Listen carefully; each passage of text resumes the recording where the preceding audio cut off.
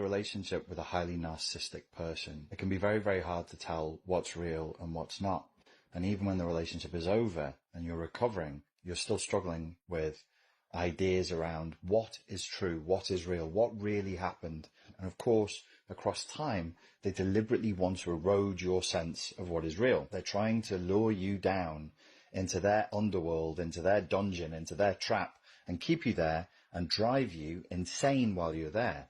They want to make your view of reality as skewed as theirs. It's the only way that they can get you to submit fully. One of the games that the narcissist is going to play with you whilst you're trapped in that underworld is they're going to try and convince you covertly and through implication that they are a lost child. They're going to try and convince you of two things. One, that they're a lost child, and two, they're an innocent victim of circumstance. Most narcissists and psychopaths as well, as it happens, use some form of a sob story to elicit as much sympathy from the target as possible and to break down the target's boundaries, break down the target's ability to say no.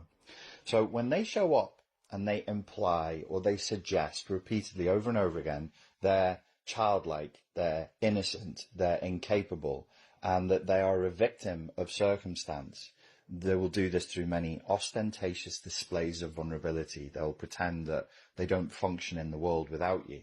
What this does is very clever.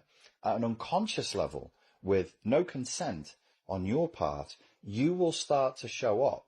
If they're an innocent victim of circumstance, you will start to show up as the savior, as the person who's going to save them. If they're an innocent child, you start to show up to moderate and balance this shared fantasy space as a rescuing parent.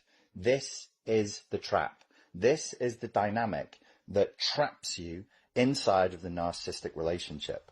It is the thing that you want to avoid at all costs.